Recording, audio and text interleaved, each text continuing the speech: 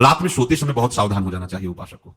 वैसे तो हर समय सावधान, पर सोते समय ऐसे सावधान होना चाहिए जैसे मृत्यु के समय योगी जन अपनी सारी इंद्रियों को समेट लेते हैं और अपने स्वरूप में, अपने प्रीतम के स्वरूप में लगा देते हैं। तुम रोज शयन के समय ऐसा अनुभव करो, मैं नींद में जा रहा हूं या मृत्यु में जा रहा हूं, इसमें कोई फर्क नहीं पड़ता। पता नहीं आंख खुले कि ना खुले। कितने ऐसे हैं कि सोते ही रह गए।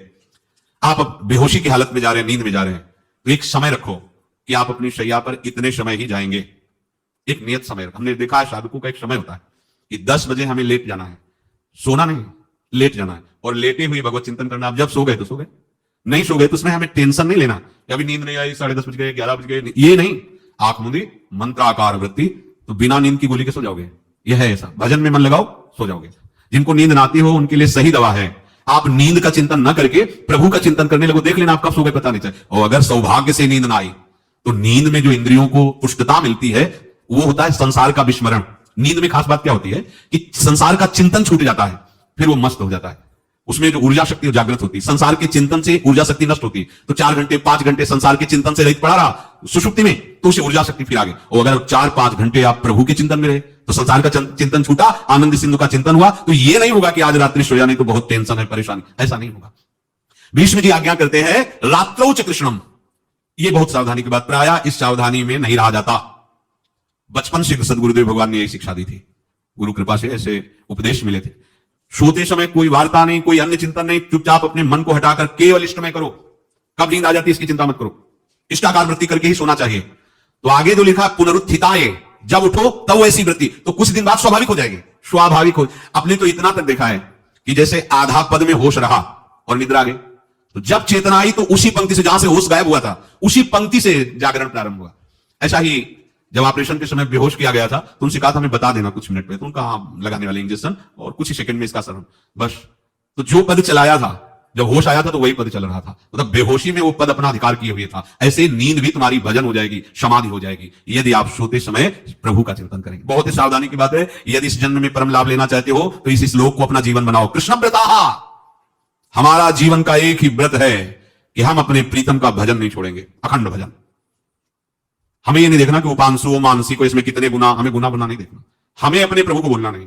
भजन में मन नहीं लग रहा, पद गा रहे, जोर जोर से चिल्ला रहे, नाम कीर्तन, हमें अपने प्रभु से जुड़े रहना है। कृष्ण व्रताहा, कृष्ण मनुस्मरंतो, हमारा निरंतर स्मरण चले, बस ये प्रयास रखना है। जब निरंतर स्मरण की बात कह दी तो फिर आगे कुछ कहना नहीं चाहिए, पर खास बात इसीलिए कहा जाता है कि आप समझ जाओ। रात्रौ च, जब कोई भी ब्रह्मचारी, कोई भी उपासक, कोई भी बैरागी, त्यागी, महात्मा सोते समय सावधान हो गया तो उसकी रात्रि बहुत गलत जाएगी।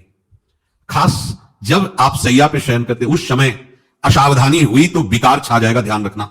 आपका चिंतन गलत हो जाएगा, आपकी चेष्टा गलत हो जाएगी, जागृत में ना सही तो स्वप्न में।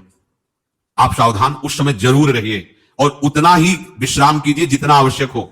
व्यर्थ में करवटें मत बदलिए, ये उपासक का स्वरूप नहीं होता। रोगी है तो बात अलग है, बड़े असाध्य रोगों से, नहीं तो ऐसी दिनचर्या नहीं होनी चाहिए। कै बजे? 3:30, अभी आधा घंटा तो है, फिर कमर ओढ़ लिए, ये साधक का नहीं होता। उचित समय, जो मान लो 4 घंटा विश्राम का, तो अब ये नींद का विषय आओ या ना हो, हम तुम्हारे लिए पुष्प बिछा के नहीं बैठेंगे कि आ जाओ आ जाओ। नहीं आई तो अब ये नहीं, आप इतने समय नहीं, जब 4 बजे उठने के समय कैसे नहीं, ये फेंका। उसमें विचारने के पहले फेंको और सैया से नीचे उतरो, भूमि को प्रणाम करो, आगे बात नहीं, वो फिर आपको ऐसा होता है 10 मिनट में तो कोई बात नहीं, 10 वो पार कर देगा, घंटा दो। रात्रौ च कृष्णम पुनरुत्थिताय, ये नियम लीजिए। सोते समय आप बिल्कुल मृत्यु दशा की स्थिति लाइए, जैसे मरने वाला नहीं होता, सब जगह से मन हटाकर, और सच्ची है, पता नहीं आंख खुले कि ना खुले। ये बड़ा धोखे का जीवन है। ये ऐसे हजारों लोग सोए और सोते ही रह गए। हमको धोखे में नहीं रहना। सुबह जग जाएंगे तो फिर भजन करेंगे, लेकिन हम बिल्कुल तैयारी में। तो जो ये था कि किडनी कभी फेल हो सकती, तो हमें ज्ञान तो था नहीं ऐसा उस समय। तो रात्रि में जब शयन का सो, तो कपड़े कौन थे, कोई पैंट शर्ट थोड़ी तक सब हटा, चला ऐसे रज लगाई, राधा वल्लभ जी को ऐसे बांधा, चरणामृत लिया, पूरी तैयारी में, क्योंकि पास कोई था नहीं। तो ये होता था कम मर जाए, कैसे बताएं कितना सुख, एकदम युगल चरणारविंद में तदाकार होते ऐसे। वो इसीलिए कहते हैं कि प्रतिकूलता और अव्यवस्था और दुख ये भगवत प्राप्ति का प्रधान साधन है। अव्यवस्था, प्रतिकूलता और दुख, ये अभ्यास उसी से। तो जब शाम के शयन करते तो पहले वृंदावन को प्रणाम करके और ऐसे भावना में प्रिया प्रिया कहते कि जैसे भी आपके हैं, अगर शरीर छूट जाता है रात्रि में तो आप धोखा ना करना, आप बुला लेना पहले। और कैसे बताओ उस समय कैसे भाव होते थे, कोई पास नहीं, कोई सुविधा नहीं, 1 रुपया नहीं, तो एकदम दैन्यता, एकदम कितना सुख मिलता, वो एकदम केवल भगवद आश्रित।